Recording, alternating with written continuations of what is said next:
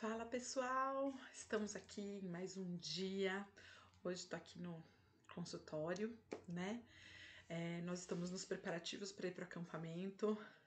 Então provavelmente a gente vai assistir esse vídeo amanhã. A gente já vai estar no acampamento dos adolescentes, né? Então tô gravando ele hoje aqui, que acabei de finalizar aqui o meu dia de trabalho.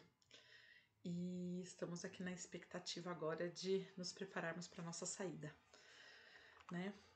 E vamos lá. Então estamos aqui em jejum, né? Chegamos, pessoal, aqui no nosso quarto dia.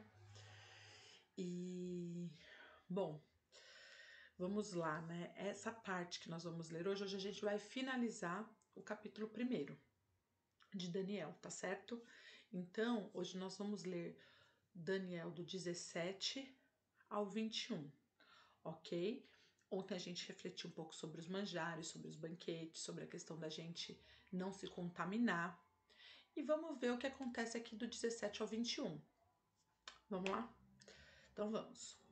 Quanto a estes 4 jovens, Deus lhes deu o conhecimento e a inteligência em todas as letras e sabedoria, mas Daniel deu entendimento em toda a visão e sonhos. Gente, olha que interessante, se a gente for parar para pensar. Eles eram jovens extremamente dedicados a Deus e o Senhor os assistiu o tempo todo. E detalhe, o Senhor forneceu para eles, gente, a ajuda necessária para executar a vontade dele. Entendem? E aqui nesse meio do versículo está escrito: Deus lhes deu. O que está querendo dizer com isso? Que a gente vê que ao agir do Espírito Santo durante aqueles 3 anos em treinamento, em toda a ciência e conhecimento da Babilônia, não lhe fez bem nenhum. Por quê? Era o Senhor que dava a eles o que eles necessitavam.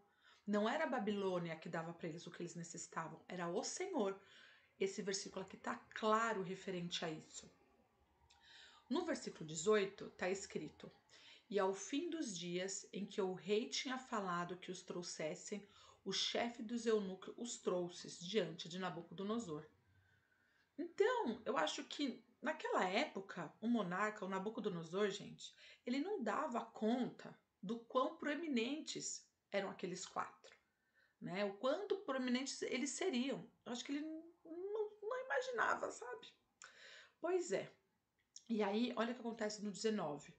O rei falou com eles, e entre todos eles, não foram achados outros tais como Daniel, Ananias, Misael e Azarias. Portanto, ficaram assistindo diante do rei. Então, olha isso. De fato, o rei descobriu que eles, mesmo jovens, eram as superiores a todos aqueles outros que estavam ali presentes. Porque no 20, olha o que fala.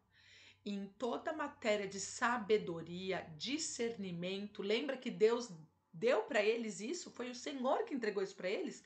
Pois é, então aqui no 20, ó, em toda matéria de sabedoria, de discernimento, sobre o que o rei lhes perguntou, os achou 10 vezes mais doutos do que todos os magos, astrólogos que havia em seu reino.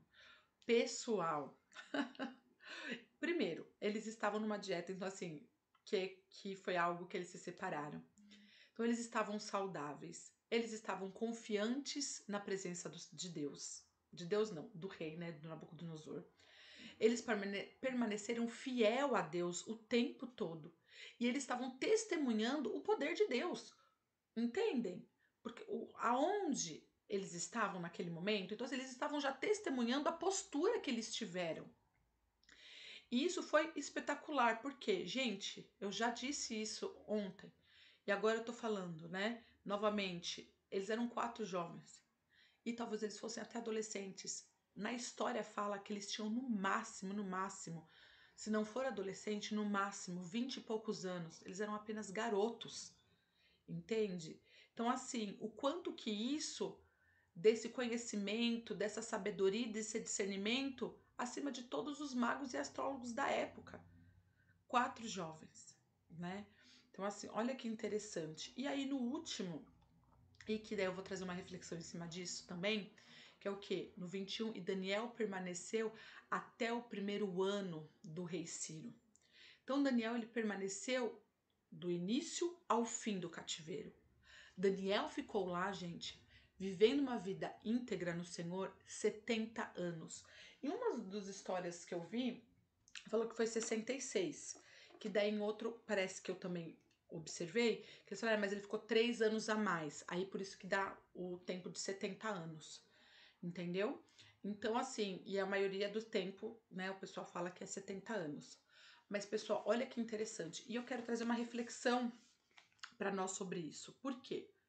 Primeiro, gente, Daniel, ele ganhou confiança dos eunucos, lembra? Isso é importante a gente lembrar. Ele foi e passou com honra, entendeu? De servir diante do rei e foi maior que a própria Babilônia. Então, assim, a forma que ele se separou e tudo mais foi maior do que qualquer outro sábio da Babilônia. A Babilônia caiu, mas Daniel continuou em pé. A Babilônia perdeu seu poder, mas Daniel continuou sendo uma bênção para o império do Medo-Persa. E detalhe, esse último que diz que ele permaneceu, né, até o primeiro ano do rei Ciro, mostra o que? O triunfo de Daniel. Ele continuou fiel até o primeiro ano do rei Ciro, do rei da Pérsia. Ele atravessou, gente, 70 anos de cativeiros, como a gente falou agora há pouco. Uma vida limpa diante de Deus e dos homens. Ele começou bem e terminou bem.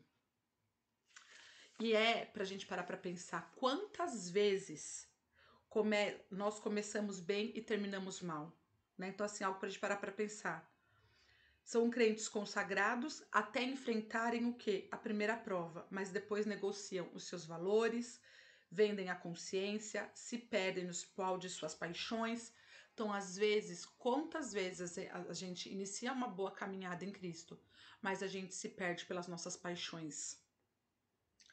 Muitos nessa corrida ao sucesso deixam sua devoção a Jesus, deixam a igreja e se contaminam com o mundo.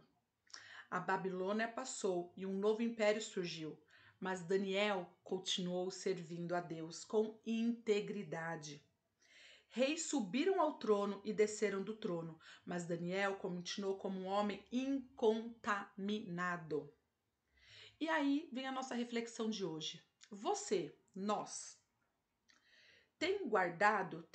nós temos nos guardado para ficarmos incontaminados do mundo? Nós temos sido influenciadores de fato? Nós fazemos a diferença no meio em que nós vivemos?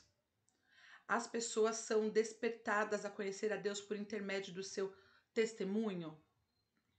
Vamos pensar realmente, né? Seriamente nisso. Vamos pedir a Deus mais determinação, como houve em Daniel. Então, pessoal, quando a gente vê isso, realmente é algo que nós precisamos orar. Nós precisamos nos juntar nessa oração, nesse jejum, continuar juntos nessa jornada e pensar. Maratona Jovem tá aí, né?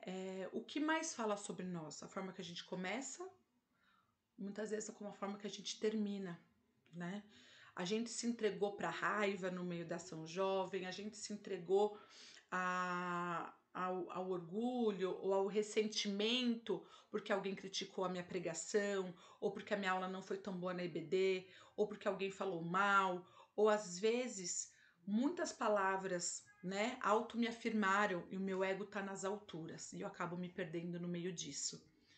Então que de fato a gente possa refletir como jovens que somos, lembrar, né, que estamos aqui juntos orando, se dedicando ao Senhor e que a gente não se dobre, né, às paixões, aos desejos, daquilo que não é algo que leva a adorar ao Senhor.